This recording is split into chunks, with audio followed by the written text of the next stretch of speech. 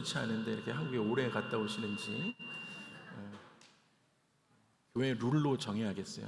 한 달 이상 가시지 않는 걸로. 농담입니다. 잘 갔다 오셔서 건강하게 다녀오셔서 보고 싶었습니다라는 마음입니다.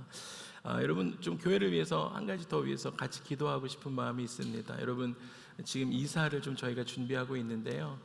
이사를 위해서 온 교회가 한 마음으로 좀 기도하고 우리가 이사를 좀 하고 싶습니다. 이제 작년 11월 8일 날 처음 장소를 보기 시작했고 작년 10월부터 하나님이 마음을 주셔서 이제 저희가 드림센터 이전을 시작하게 되었습니다. 그리고는 지금 이제 시간이 지나서 이제 드디어 이사 날짜가 잡혔습니다.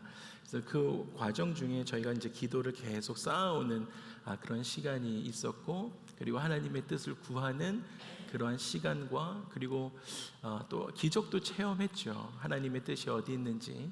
그래서 그런 귀한 시간들이 있었는데 이제 날짜가 정해졌으니까 다 되겠지, 그것이 아니고요. 날짜가 정해진 만큼 더 기도로 준비하고 싶은 마음이 있습니다. 할렐루야. 그래서 여러분 같이 기도해 주실 때 하나님의 인도하심이 있도록 우리 같이 기도하셨으면 좋겠어요. 피아노도 열어주셔도 됩니다. 우리 기도해야 되니까 피아노도 열어주시면 이렇게. 네, 그렇죠. 네, 감사합니다. 저는 왜 이렇게 얘기하고 있는데 피아노를 안 치는지 이렇게 센스가 없지? 이렇게 생각하고 있었는데, 네, 뮤트를 안 풀어주셨어요. 오케이, 네, 감사합니다. 그래서 기도해 주실 때 하나님, 이 이사 모든 과정에 하나님께서 친히 인도하여 주시옵소서. 우리의 계획보다 주님의 뜻이 앞서게 하여 주시옵소서.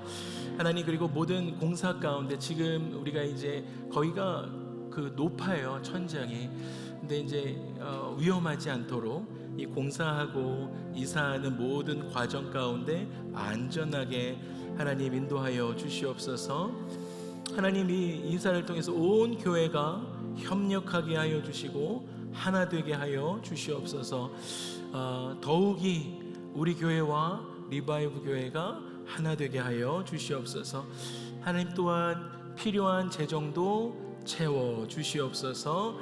또한 이 모든 것들, 또 태스크포스 팀, 또 우리 서정수 집사님 운영위원장으로 이 모든 것 핸들링하고 있는데 지혜 허락하여 주시고 지치지 않게 하여 주시옵소서. 마지막 한 가지만 기억해 주세요. 또한 하나님, 이곳을 통해서, 이 공간을 통해서, 이 공간에서 우리 주사랑 키즈가 하나님을 만나고 하나님 말씀 안에서 자라나는 거룩한 배움의 자리가 되게 하여 주시옵소서. 그리고 또한 이 공간을 통해서 지역 사회에 좋은 관계가 형성되어지는 그러한 공간 되게 하여 주시옵소서. 우리 드림센터 이사를 위해서 함께 마음을 담아 기도하도록 하겠습니다. 기도합니다. 하나님, 할렐루야, 아멘. 주님의 은혜를 간구합니다. 하나님의 인도하심을 구합니다. 하나님, 우리의 마음이 앞서지 않게 하시고 하나님의 뜻을 따라가는 우리 되게 하여 주시옵소서. 하나님, 모든 공사하는 과정 안에 하나님의 안전 가운데 하나님 모든 교회가 협력하게 하여 주시고 하나 되게 하여 주시고, 하나님 모든 필요한 재정들이 하나님으로부터 공급되게 하여 주시고 뿐만 아니라 하나님 그 공간을 통해서 하나님 우리 아이들이, 하나님 우리 유스 아이들이 하나님 만나고 하나님의 말씀 안에서 성장해 가도록 주님 도와주시옵소서. 하나님 지역 사회와 하나님 또 이 공간을 통해서 이 지역 사회에 또 우리가 하나님의 선한 영향력을 끼치는 그러한 공간으로 사용하여 주시옵소서. 할렐루야, 아멘. 하나님, 이사 날짜를 주시며 감사합니다. 하나님, 이 모든 과정 안에 우리의 뜻보다 하나님의 뜻이 앞서게 하여 주시옵소서. 하나님, 공사하는 과정과 이사하는 과정 안에 하나님 안전하게 하여 주시고 안전사고 일어나지 않게 하여 주시며 하나님 모든 교회가 협력하고 하나 되게 하여 주시옵소서. 하나님 모든 필요한 재정이 하나님으로부터 공급되게 하여 주시옵소서. 또한 하나님 이 공간을 통해서 우리 주사랑 키즈와 주사랑 유스가 말씀을 그 공간에서 배우고 거룩한 배움의 자리가 되어져서 하나님 이 세상에 거룩한 크리스찬의 리더들이 그곳에서 나오게 하여 주시옵소서. 하나님 또한 그 공간이 이 샌디에고 지역과 그리고 또 이 콤보이 지역의 그 지역 사회에 선한 영향력을 끼치는 거룩한 공간 되게 하여 주시옵소서. 감사드리고 예수님의 이름으로 기도합니다. 아멘. 할렐루야. 우리 드림센터 허락하신 하나님께 감사의 영광의 목소리 드리시겠습니다. 아멘.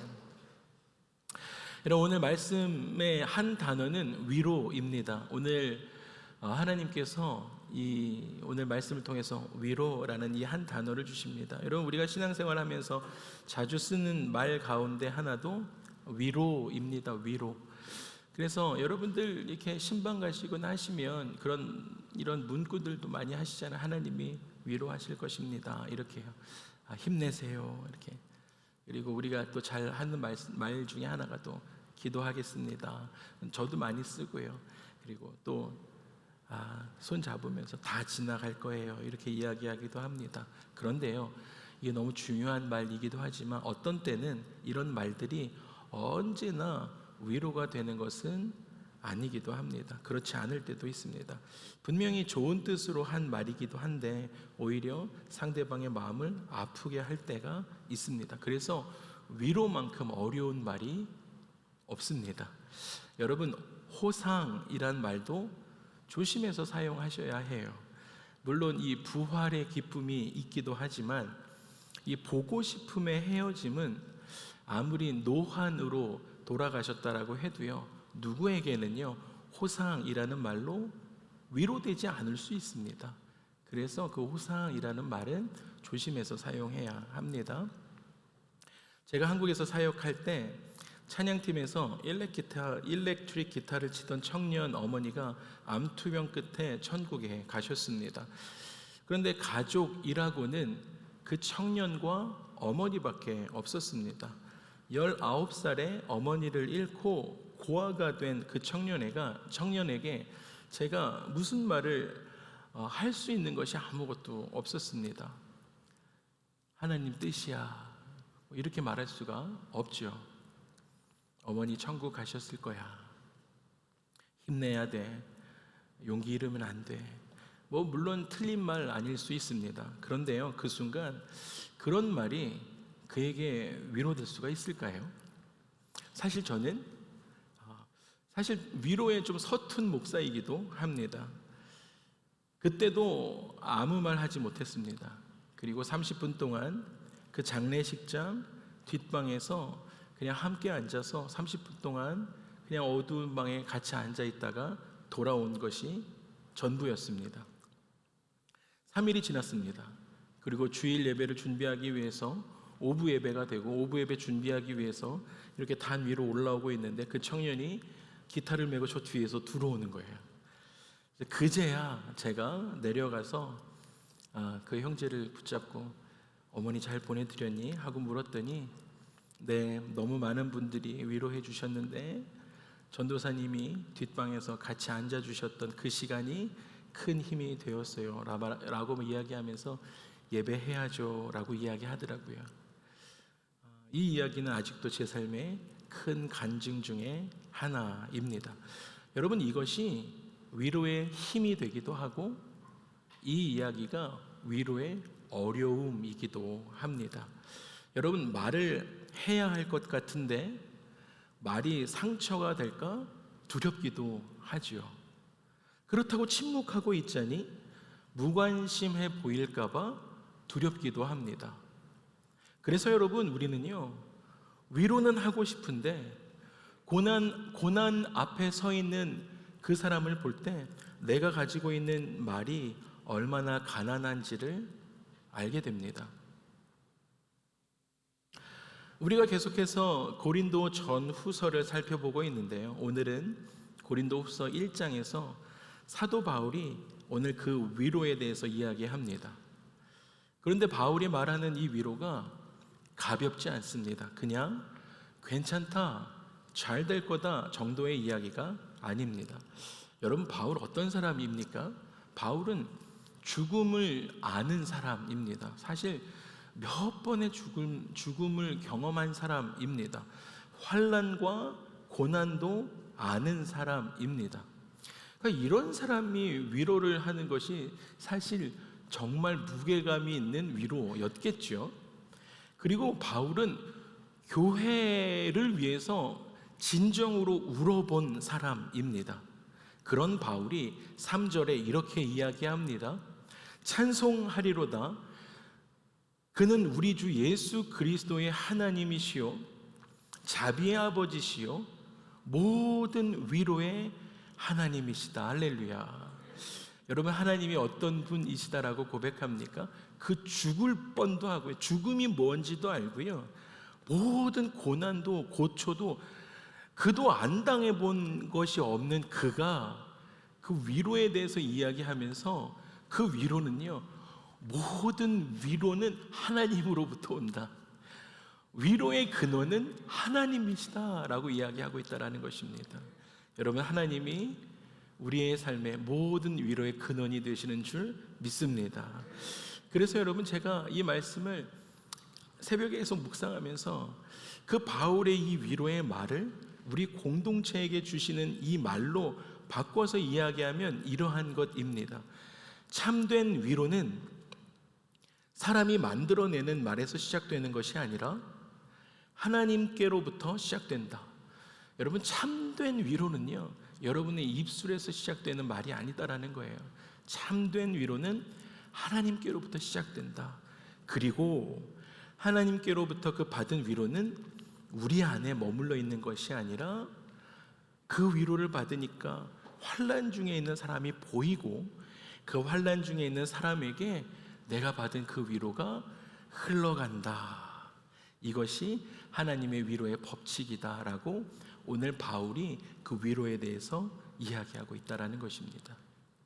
여러분, 이런 넘침의 은혜가, 이런 흘러감의 위로의 은혜가 우리 안에, 우리 가정 가운데, 그리고 서로 안에, 그리고 여러분의 목장 가운데 임하시기를 주님의 이름으로 축복합니다. 그래서 바울이 오늘 말하는 그 위로에 대해서 첫 번째는, 그 위로는 성급한 설명이 아니라 함께 있어주는 사랑이다라는 것입니다. 여러분, 우리는 이 고난당한 사람을 만나면 자꾸 설명해 주려고 해요. 여러분, 우리는 어려움 당한 사람을 만나면 이게 겸연쩍어서 그런지, 힘든 사람을 만나면 이게 위로해 주고 싶어서 그런지 자꾸 말이 많아집니다. 아, 이게 그래서 그랬을 거야. 좀 이런 일이 괜찮아지겠지. 뭐 이제 이런 중언부언하면서 우리가 이렇게 자꾸 뭔가를 설명해 주려고 해요. 왜 그런 일이 생겼는지, 하나님이 어떤 뜻을 가지고 계신지, 그리고 이 고난 앞에서, 이 어려운 상황 앞에서 앞으로는 어떻게 해야 되는지 자꾸 계획도 세워줘요. 지금 힘들어 죽겠는 사람 앞에 이제 이거 힘내서 무릎에 힘주고 일어나서 앞으로 넌 이렇게 살아야 돼. 이제 장황하게 설명하기까지 합니다. 도와주고 싶은 마음인 것 너무 잘 알아요. 그런데 여러분 잘 아시는 것처럼 욥이 어땠습니까? 욥이요, 재산과 자녀와 건강을 모두 잃어버리고 극심한 고통 가운데, 고난 중에 있을 때 누가 찾아옵니까? 친구가 찾아와요. 친구 엘리바스가 찾아옵니다. 근데 사실 친구도 아니죠. 근데 그 고난 가운데, 그 고난이 욥에게 어떻게 왔는지 그 친구 엘리바스가 와가지고, 근데 자꾸 옵니다. 그냥 가라 그랬는데 자꾸 찾아와가지고 설명해 줍니다. 욥기 22장에 보면 이렇게 이야기해요. 욥아, 너 잘 생각해봐. 너 괜히 너한테 이런 일이 생겼겠어? 너 이거 잘 생각해 봐야 그 다음에 앞으로 네가 어떻게 해야 될지 알 수 있는 거야. 이렇게 이야기하면서 네가 가난한 자를 학대했고 굶주린 자에게 물도 주지 않았고 과부와 고아를 돌보지 않았기 때문에 지금 이렇게 어마무시한 일들이 너한테 생긴 거야 라고 잘못된 설명을 해주기 시작합니다. 여러분, 이 때로는요, 믿음의 방향으로 설명을 해줘야 될 때가 있습니다. 근데 지금 이 엘리바스는 잘못된 설명을 해주는 거예요. 왜 잘못된 것입니까? 그의 말에 상대방의 마음에 닿기, 그 위로가 그 욥의 마음에, 그 마음에 닿게 하기 위해서는 엘리바스의 마음에 먼저 뭐가 있었어야 합니까? 그 사람의 아픔의 곁에 자기의 마음이 머무는 것이 먼저 있었어야 하는 것이죠. 엘리바스 마음이 그 욥의 마음의 곁에 있다라는 것을 욥이 느낄 수 있어야 해요. 공감해 줄 수 있어야 해요. 근데 엘리바스는 그런 것 없었습니다. 그리고 엘리바스가요, 욥의 마음을 공감해 주었다라고 한다면 그런 조언도 하지 않았을 것입니다. 잘못된 조언이죠. 바울은 고린도 교회를 향해서 편지를 씁니다. 고린도 교회는 바울에게 아픈 손가락 같은 교회였습니다. 여러분, 교회가 그냥 이렇게 짜잔 하고 태어나지 않습니다. 아이가 엄마의 정말 극심한 그 고통 가운데, 해산의 고통 가운데 태어나는 것처럼 교회도 누군가의 간절한 기도와 눈물과 그 고통의 기도 가운데 그 위에 세워지는 것이 교회입니다. 바울에게 고린도 교회가 그랬습니다. 바울은요, 그 교회를 위해서 울었고 그 교회를 위해서 책망도 했었고요, 그 교회를 위해서 눈물 뿌려 기도하며 밤을 지새며 그 교회를 품었었습니다. 그런 교회가 고린도 교회였습니다. 그런데 그 교회는 바울을 품지 않았습니다. 바울을 오해하고 심지어는 바울의 사도권까지 의심했습니다. 그러니까 교회가요, 그 개척한 담임 목사의 출신 성분을 증명해라 라고 교회가 들고 일어났습니다. 교회가 바울에게 당신을 누가 보냈습니까? 당신 정말 사도가 맞습니까? 라고 이야기하는 거예요. 지금 고린도 교회가 어느 정도 규모가 있게 성장한 상태였습니다.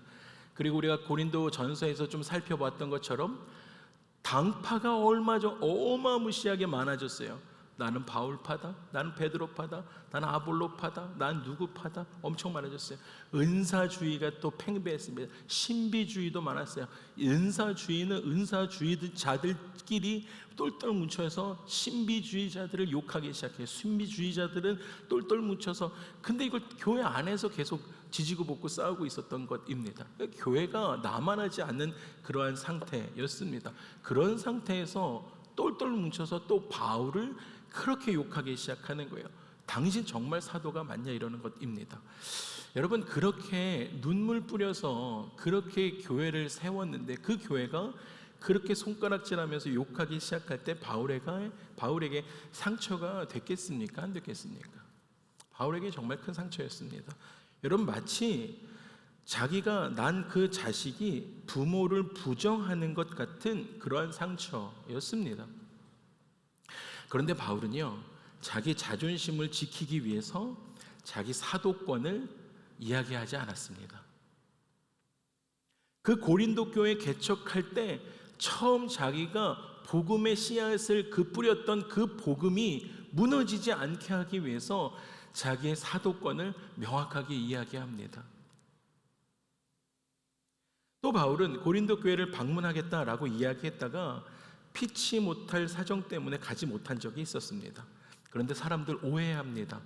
그 사람 말을 바꾼 것 아니냐, 역시 믿을 수 없는 사람이다 라고 교회가 정죄합니다. 여러분, 바울에게 있어서 고린도 교회는 어떤 교회입니까? 고슴도치 같은 교회인 거예요.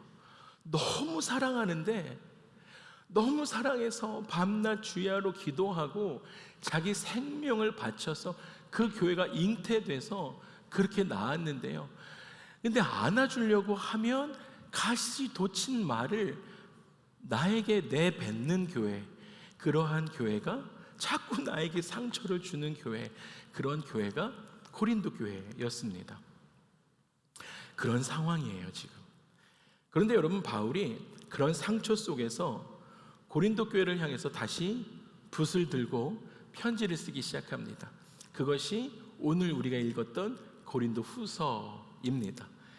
그리고 첫 번째 편지의 서두를 오늘 우리가 읽었던 것입니다. 그런데 여러분, 오늘 읽으시면서 계속 여러분들 가운데 클릭 되셨던 단어는 무엇입니까? 위로였습니다. 위로. 고린도 후서를 처음 시작하면서 이러한 백그라운드가 있는 그 바울이 그 고린도 교회에게 계속 나에게 정죄하고 손가락질하고 그렇게 욕하고 그렇게 오해하고 있는 그 교회를 향해서 편지를 쓰면서 첫 번째 쓰는 그 첫 단락에 첫 번째 쓰는 단어가 위로였다라는 것입니다. 여러분, 그러한 위로가 저와 여러분의 삶에도, 우리 공동체에도, 여러분의 목장에도 그 위로가 임하도록 선포하면서 한 번 더 여러분 같이 읽어보고 싶습니다. 여러분 3절부터 7절까지의 말씀입니다. 여러분 3절부터 7절까지 그 위로 포인트 클릭하시면서 여러분의 삶에, 가정에 선포하시면서 함께 읽겠습니다. 3절입니다. 시작. 찬송하리로다. 그는 우리 주 예수 그리스도의 하나님이시요 자비의 아버지시요 모든 위로의 하나님이시며 우리의 모든 환난 중에서 우리를 위로하시고 우리로 하여금 하나님께 받는 위로로서 모든 환난 중에 있는 자들을 능히 위로하게 하시는 이시로다. 그리스도의 고난이 우리에게 넘친 것 같이 우리가 받는 위로도 그리스도로 말미암아 넘치는도다. 우리가 환난 당하는 것도 너희가 위로와 구원을 받게 하려는 것이요 우리가 위로를 받는 것도 너희가 위로를 받게 하려는 것이니 이 위로가 너희 속에 역사하여 우리가 받는 것 같은 고난을 너희도 견디게 하느니라. 너희를 위한 우리의 소망이 견고함은 너희가 고난에 참여하는 자가 된 것 같이 위로에도 그러할 줄을 알미라. 할렐루야. 아멘.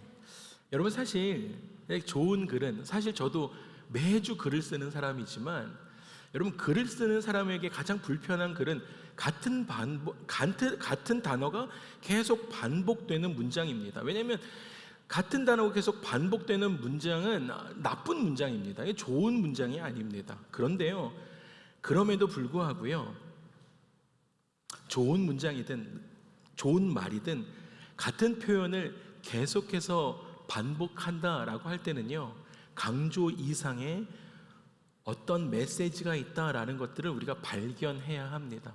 지금 바울은요, 사실 문장과 문맥으로 보면 그렇게 뛰어난 사람임에도 불구하고 뛰어난 문장 실력은 아닙니다. 그런데요, 그 마음이 막 느껴지죠.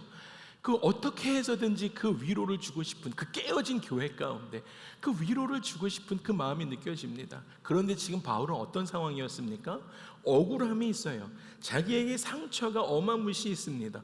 그런데 그 편지를 하면서 그는 자기가 그들 가운데 책망할 수도 있었습니다. 어떻게 너희들 그렇게 할 수가 있느냐? 아니면 더 강하게 밀어붙일 수도 있었습니다. 너희 이제 알았느냐라고요. 그런데 바울 그렇게 하지 않았습니다. 그리고는 그는 고린도 교회를 향해서 하나님의 위로를 선포하기 시작합니다. 하나님의 위로를 선포하는 것입니다. 나에게 상처를 던진 사람에게 내가 같이 상처를 던지는 것이 아니고요, 그 사람의 내면에 있는 그 깨어진 모습들, 깨어진 교회를 보면서 그 깨어진 것을 아파하면서 하나님의 위로를 그 사람들에게, 그 교회에게 선포하기 시작했다라는 것입니다.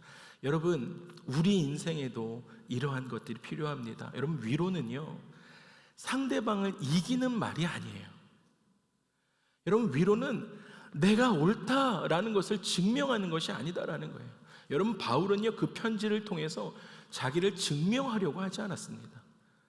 여러분, 위로는 아픈 사람 곁에 오늘 이 바울이 했던 것처럼 하나님의 마음을 가지고 곁에 서주는 것입니다. 편지를 통해서 그 아파하고 있는 고린도 교회 옆에 하나님의 마음으로 위로하면서 옆에 서주는 거예요. 좀 투박한 문장 실력을 오로요. 위로를 잘 못해도 괜찮아요. 지금 바울이 하나님의 마음을 가지고 그 깨어진 교회 곁에 서기 시작했습니다. 여러분, 우리 가정에도 하나님의 마음으로 남편을 위로하며 그 남편 옆에 서줄 수 있는 아내가 필요한 줄 믿습니다. 남편들만 아멘 하면 안 되는데 이게 자매들이 아멘 해야 되는 거예요. 여러분, 마찬가지로 아내를 위로하며 하나님의 마음으로 아내 옆에 서줄 수 있는 남편들이 있어야 될 줄로 믿습니다. 아멘, 아멘. 또 자매들이 크게 하시고 여러분, 그렇게 자녀들 곁에도 하나님의 마음으로 자녀들을 위로할 수 있어야 되는 거예요. 자녀들의 마음을 보는 거예요. 자녀들의 깨어진 마음을 보는 거예요.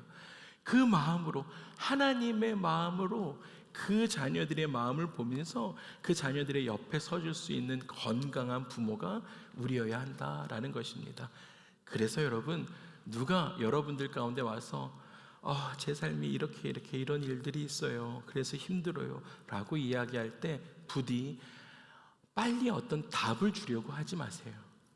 기도하면 되지, 야, 세상에 힘든 사람이 너뿐인 줄 알아, 이렇게 이야기하지 마세요. 하나도 도움되지 않습니다. 여러분, 하나님의 마음으로 옆에 서주는 저와 여러분이 되기를 주님으로 축복합니다. 내가 다 알 수는 없지. 그런데 하나님이 너와 함께 계시고 그거는 확실해. 그리고 나도 그 하나님이 너와 함께 계실 때 나도 너와 함께 옆에 있으면서 기도해 줄게 라고 이야기해 주시면서 곁에 서주시는 우리 주사랑 공동체 되기를 축복합니다. 이것이 위로의 시작이기 때문입니다. 두 번째는요, 바울이 참된 위로는 그리스도의 고난에서 시작된다라고 이야기합니다. 바울은 5절에서 이렇게 말합니다. 그리스도의 고난이 우리에게 넘친 것 같이, 그리스도의 고난이요, 그 고난으로 인해서 여러분, 저와 여러분의 삶에 그 고난으로 인해서 우리의 삶이 구원 얻게 되었습니다. 그래서 위로가 되었고 새 생명이 얻게 되었습니다. 그래서 그 우리가 받은 그 위로도 그리스도로 말미암아 넘치게 되었다라고 이야기하고 있습니다. 여러분, 여기서 조심해야 할 것들이 있습니다. 바울이 그리스도의 고난을 이야기한다라고 해서 사람들에게 이야기할 때 예수님은 너보다 더 고난 당하셨으니까 너도 좀 참아 라고 이야기해서는 안 됩니다. 바울이 이야기하는 것은 어떤 그런 비교가 아닌 것입니다.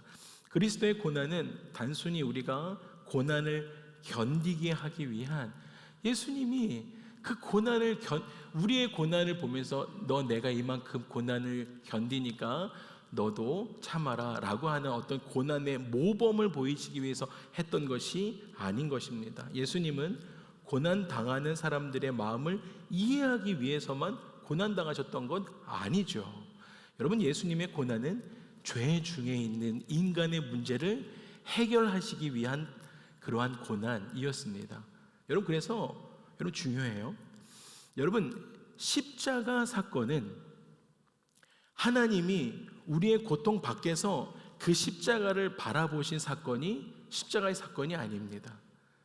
여러분, 십자가의 사건이 일어났어요.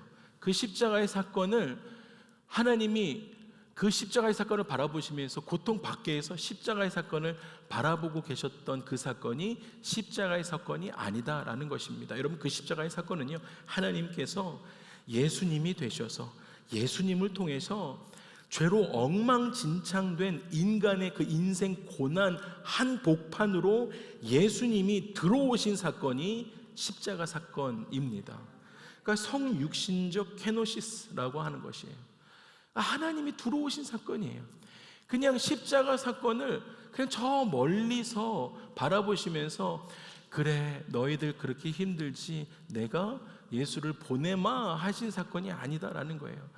그 인생의 고난 한복판으로 하나님께서 들어오신 케노시스 하신 사건이다라는 것입니다. 그래서 여러분, 성도의 위로는 거기서부터 시작되는 것입니다. 와우, 하나님이 내 인생의 고난 한복판으로 들어오셨다고? 여러분, 여기서부터 위로가 시작되는 것입니다. 여러분, 저와 여러분의 고난이 사라졌기 때문에 위로받는 건 아니에요. 그가 나와 함께 계시는구나, 거기서부터 위로가 시작되는 것이죠. 여러분, 여러분의 문제가 막 설명이 돼요. 아, 내 문제가 A to B가 C구나, 이게 이해가 되셨어요. 여러분, 문제가 이해가 되기 때문에 위로가 되십니까? 여러분, 그렇지 않아요. 예수 그리스도께서 나의 고난 한가운데로 들어오셨고 그 고난을 고난의 자리로 바꾸셨구나, 그것 때문에 우리가 위로받을 수 있습니다. 여러분, 하나님은요, 저와 여러분의 슬픔을 가볍게 여기시는 분이 아니십니다. 주님은 당신이 상처 입으시면서 저와 여러분을 위로하시는 유일하신 분이십니다. 할렐루야.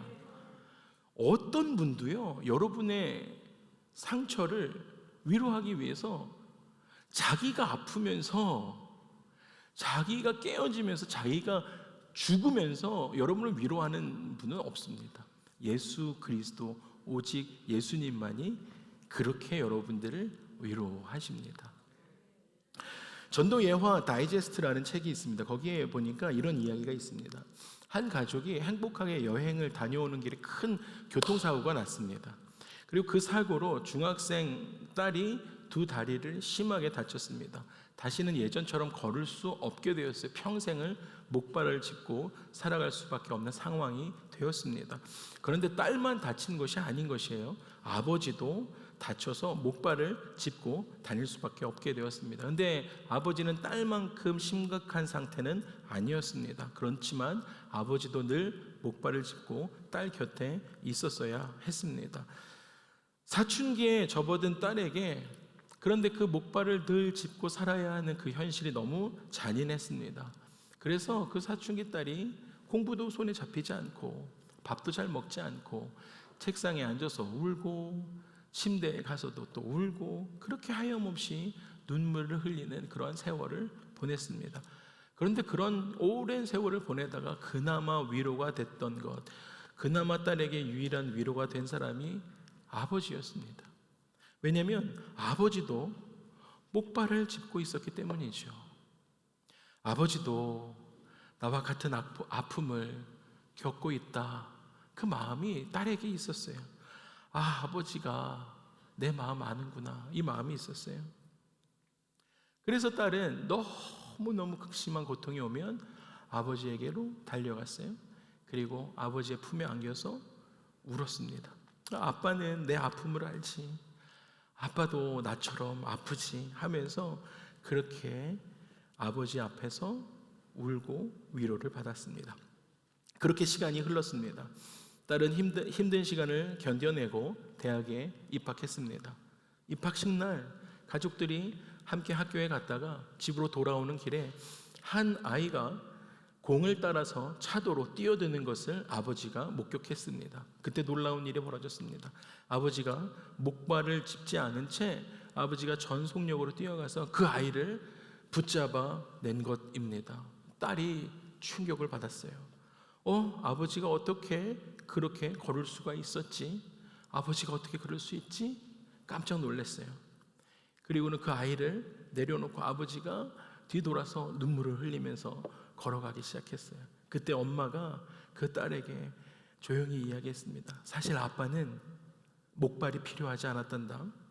하지만 네가 너무 아파할 때 너의 아픔을 정말로 함께하고 싶어서 지난 몇 년 동안 목발을 짚고 살았던 거야. 너가 혼자 아픈 것이 아니다 라고 느끼게 해주고 싶었던 거야 라고 이야기해 주었습니다. 그 말을 들은 딸은 아버지의 뒷모습을 바라보면서 하염없이 울었습니다. 그 딸이 이렇게 이야기해요. 나는 아빠 품에 안겨서 소리내서 울 수라도 있었지만 아빠는 가슴속으로 울고 있었구나. 나를 위로한 것은 말이 아니었구나. 나와 함께 아파해준 아빠의 사랑이었구나. 여러분, 이것이 진짜 위로입니다. 정말 그 아빠가 딸을 위해서 그 아픔을 같이 공유하고 싶은 그 아버지의 사랑. 여러분, 진짜 위로는 멀리서 던지는 말이 아닙니다. 여러분, 진짜 위로는 그 십자가 사건 안으로 뛰어드신 하나님의 사랑입니다. 그래서 히브리서 4장 15절에 이렇게 말씀하시는 거예요. 우리에게 있는 대제사장은 저와 여러분의 연약함을 동정하지 못하실 리가 아니요 모든 일에 우리와 똑같이 시험을 받으신 이로되 죄는 없으시니라. 여러분, 예수님은 우리의 고통을 그냥 그저 멀리서 바라보시는 분이 아니십니다. 그냥 그저 하늘에서 여러분들 그렇게 고통당하고 힘들어 하시는데 힘내라 라고 하시는 분이 아니시다라는 거예요. 하나님의 위로, 하나님은 여러분의 인생 한가운데 들어오시는 거예요. 그게 하나님의 위로이십니다. 우리 자리까지 내려오십니다. 그리고요, 그냥 자리까지 내려오셔서 에헴 하시는 분이 아니고요, 우리와 같은 몸을 입으시는 분이십니다. 그것만으로도 위로가 되는 거예요. 그리고는요, 우리와 같은 배고픔, 우리와 같은 피곤함도 느끼시고요, 우리와 같은 눈물도 있으시고, 예수님 배신도 당하세요. 여러분, 사기 당하십니까? 예수님 그러시는 거예요. 외로움도요, 고난도 예수님 동일하게 당하십니다. 그런데 여러분, 중요한 차이가 있으세요. 우리는 죄 때문에, 저와 여러분은 고통당하지만 예수님은 죄가 없으신 분이십니다. 그런데도 죄가 없으심에도 불구하고 우리의 고통 속으로 들어오신 분, 그분이 예수 그리스도이십니다. 여러분, 그렇기 때문에 오늘 우리가 붙들어야 될 위로는 이거예요. 나는 혼자가 아니다. 할렐루야. 주님은 내 아픔 아신다. 할렐루야. 주님은 내 고통 외면하지 않으신다. 주님은 나와 함께 아파하시고 나를 은혜의 자리로 이끄신다. 여러분, 오늘 여러분의 마음 가운데 이 참된 위로가 있기를 축복합니다. 여러분, 마지막 세 번째, 하나님께 받은 위로는 공동체 안으로 흘러가야 한다라는 것입니다. 여러분, 그냥 그 위로가 거기서 멈춰지는 것이 아니다라는 거예요. 바울은 고린도후서 첫 인사말에서 이렇게 이야기해요. 바울과 그리고 디모데를 이야기하면서 형제 디모데다라고 이야기합니다.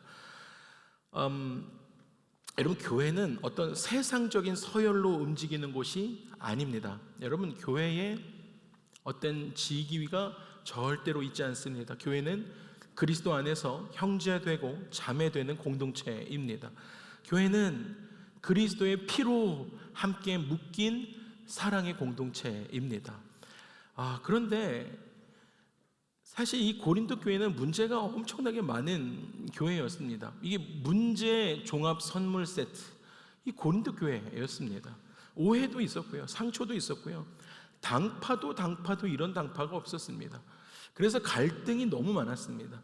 그럼에도 불구하고요, 그런 문제투성이인 그 고린도 교회를 보면서요, 바울이 하나님의 교회다라고 표현합니다.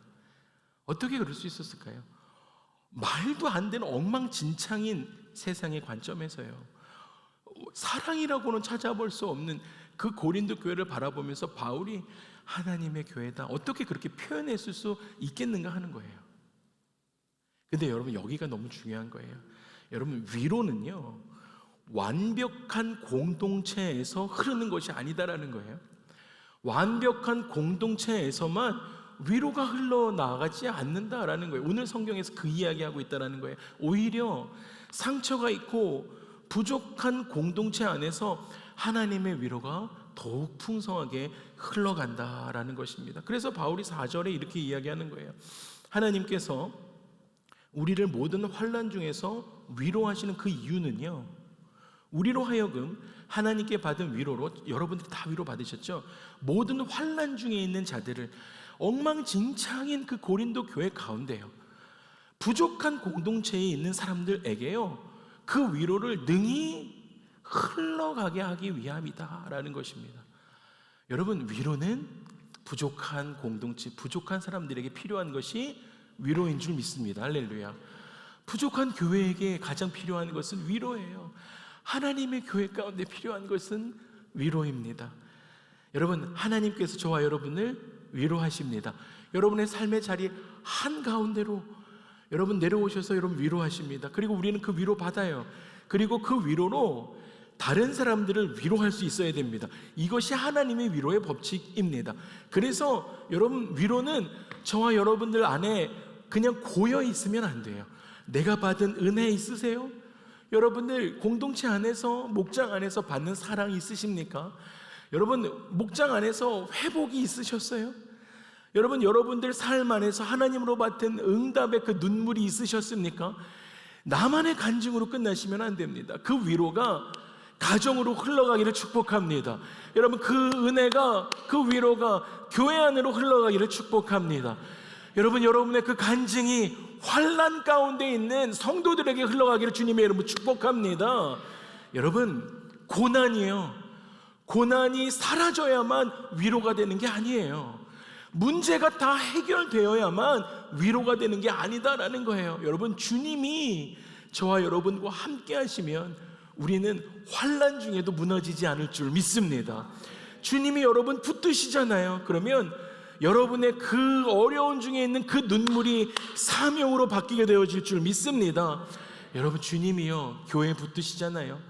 여러분, 주님이 지금 이 주사랑교회에 붙드시고 계시는데, 여러분, 이 교회에 붙드시면 여러분, 상처가 있는 모든 사람들이요 위로의 공동체 안에서 해결받게 되어진다라는 것이에요. 상처가 해결받아져서 하나님의 공동체가 되는 게 아니다라는 거예요. 말씀을 마무리하겠습니다.